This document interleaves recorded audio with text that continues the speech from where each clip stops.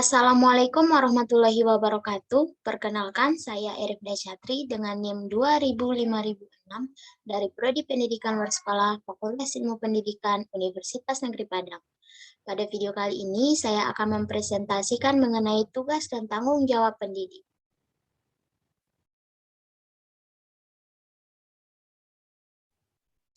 Assalamualaikum warahmatullahi wabarakatuh semuanya. Waalaikumsalam warahmatullahi wabarakatuh. Apa kabar? Apakah semuanya sehat? Alhamdulillah sehat. Baiklah, pada pertemuan kali ini kita akan membahas mengenai tugas dan tanggung jawab pendidik. Sebelum saya menjelaskan, saya izin untuk men-share screen.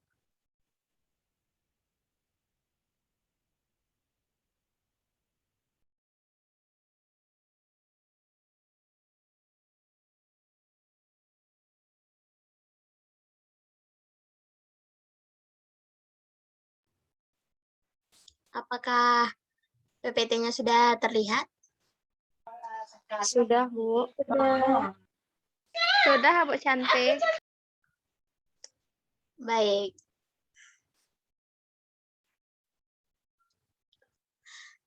Pada pertemuan kali ini kita akan membahas mengenai tugas dan tanggung jawab pendidik. Sebelum kita membahas tentang tugas dan tanggung jawab dari pendidik, tentu kita harus mengetahui apa itu pendidik. Dari segi bahasa, pendidik dikatakan sebagai orang yang mendidik. Maka dalam arti luas, dapat dikatakan bahwa pendidik adalah semua orang atau siapa saja yang berusaha dan memberikan pengaruh terhadap pembinaan orang lain agar tumbuh dan berkembang potensinya menuju kesempurnaan. Lanjut, menurut Wiji Suwarno menjelaskan bahwa pendidik adalah orang yang dengan sengaja mempengaruhi orang lain atau peserta didik untuk mencapai tingkat kesempurnaan yang lebih tinggi. Perlu diketahui bahwa pendidik bukan hanya yang seperti kita kenal biasanya itu dari seperti guru atau dosen. Orang tua juga termasuk pendidik karena kita sedari awal telah dididik oleh orang tua kita, sedari kita kecil. Pendidik ini juga sangat memiliki tugas dan tanggung jawab yang sangat banyak dan juga berat. Karena peserta didiknya adalah tanggung jawab dari pendidik tersebut. Lanjut, kita masuk pada tugas pendidik. Yang pertama itu mengajar peserta didik. Mengajar di sini maksudnya itu memberikan pengetahuan yang belum diketahui oleh peserta didik, serta memberikan pembelajaran yang juga belum diketahui oleh peserta didik tersebut. Yang kedua, mendidik peserta didik. Mendidik adalah tugas dari seorang pendidik karena hal tersebut merupakan tugas dari pendidik tersebut. Mendidik ini bukan hanya mendidik secara akademik saja, tetapi juga secara moral dan tingkah laku juga. Selanjutnya itu memberikan bimbingan dan pengarahan pada peserta didik. Memberikan bimbingan dan pengarahan tentu juga merupakan tugas dari pendidik. Karena peserta didik jika dalam lingkungan atau cakupan dari pendidik tentu harus dalam bimbingan dan pengarahan pendidik tersebut, sehingga peserta didik tidak lari dari jalur-jalur atau norma-norma yang telah ada. Selanjutnya itu memberikan penilaian. Pendidik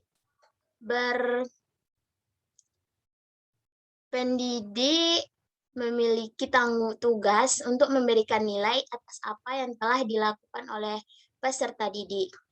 Semua tugas, semua tanggung jawab yang telah diemban peserta didik tentu harus dinilai atau harus diberi apresiasi terhadap apa yang telah mereka kerjakan.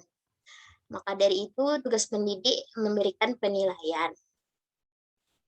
Selanjutnya, memberikan dorongan moral dan mental. Selain tugas pendidik dalam hal akademik, tentu moral dan mental juga menjadi tugas pendidik, karena peserta didik bukan hanya ingin atau hanya harus mendapatkan akademik saja, tentu juga moral dan mental harus diberikan kepada peserta didik. Untuk sampai di sini, apakah ada yang ingin ditanyakan? Tidak, Bu. Baik, selanjutnya kita akan membahas mengenai tanggung jawab pendidik. Pendidik memiliki tanggung jawab yang sangat besar karena pendidik merupakan seseorang yang bertanggung jawab pada peserta didik tersebut. Tanggung jawab pendidik yaitu ada korektor.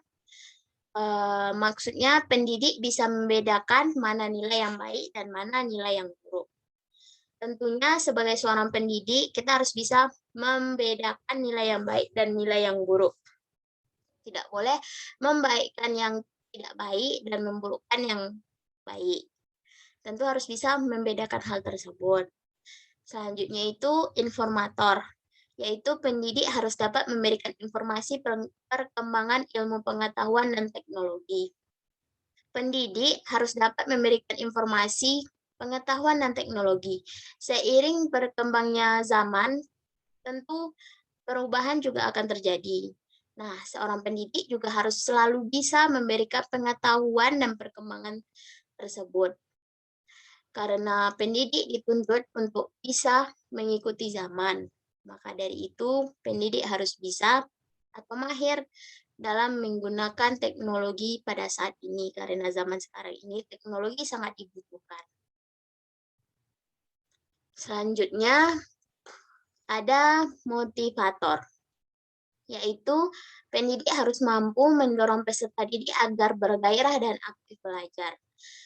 Tentunya jika peserta didik tidak memiliki gairah dan tidak aktif dalam belajar, pendidik tentu dirasa tidak mampu untuk menjalankan tanggung jawab yang telah diberikan kepadanya. Karena sebagaimana yang diinginkan, pendidik tentu harus bisa membuat peserta didiknya mampu dan berkembang sesuai yang telah diinginkan. Dan salah satunya melalui aktif dalam kegiatan pembelajaran. Selanjutnya itu ada fasilitator, yaitu pendidik dapat memberikan fasilitas yang memungkinkan kegiatan belajar. Selain memberikan pengetahuan, tentu pendidik juga harus bisa memberikan fasilitas. Contohnya saja memberikan fasilitas ini yaitu memberikan media dalam hal pembelajaran. Seandainya hal tersebut teknologi, tentu pendidik harus bisa memberikan fasilitas berupa komputer. Komputer tersebut bisa diberikan dari sekolah, namun pendidik yang memiliki tanggung jawab untuk memberikan akses atau mencarikan izin dan memberikan izin supaya peserta didik bisa belajar dengan menggunakan komputer tersebut. Selanjutnya yaitu ada pembimbing, yaitu pendidik harus mampu membimbing peserta didiknya. Di sini pendidik harus mampu membimbing peserta didiknya. Tidak mungkin jika seorang pendidik keluar dari konteksnya. Pendidik juga harus bisa membimbing dan mengarahkan peserta didiknya ke arah yang lebih baik lagi. Walaupun peserta didik itu memiliki berbagai macam karakteristik, akan tetapi pendidik diharapkan mampu mengarahkan dan membimbing peserta didiknya ke arah yang lebih baik. Sekian. Terima kasih atas waktunya untuk mendengarkan materi pada kesempatan kali ini. Apakah ada dari teman-teman semua yang ingin bertanya atau mungkin masih ada yang kurang paham? Silakan.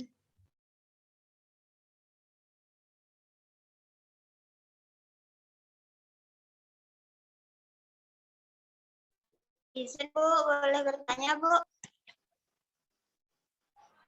Ya, boleh. Silahkan kepada Ramaduna. Baik, perkenalkan nama saya Rahmana dan bertanya, bagaimana pendapat Ibu tentang seorang yang dalam pendidikannya itu melakukan suatu kekerasan? Oke, terima kasih atas pertanyaan dari Rahmadona, sangat bagus.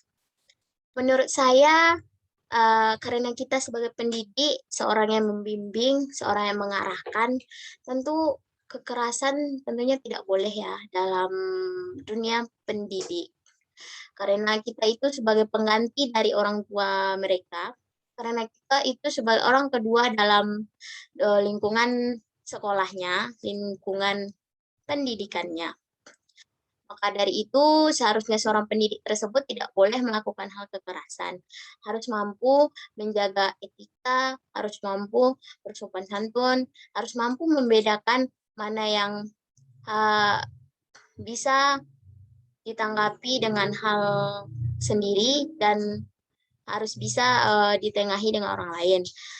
Tentunya kita tidak boleh memakai kekerasan sebagai seorang pendidik. Sekian, apakah Rahmadona paham?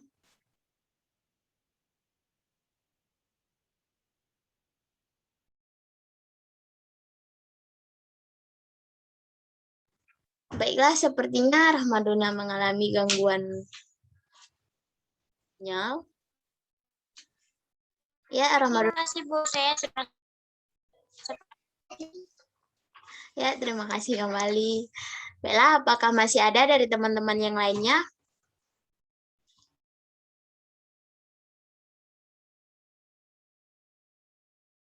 Tidak ada, Bu. Baiklah, jika tidak ada. Intinya kita sebagai seorang pendidik harus mampu membedakan mana hal privasi, mana hal yang berkelompok tentunya, dan juga kekerasan tentunya tidak boleh dalam dunia pendidikan. Ya, jangankan dunia pendidikan, dunia umum pun lingkungan sosial juga tidak boleh. Baik, sekian mungkin materi malam ini. Terima kasih atas waktunya. Assalamualaikum warahmatullahi wabarakatuh. Waalaikumsalam warahmatullahi wabarakatuh. Warahmatullahi wabarakatuh.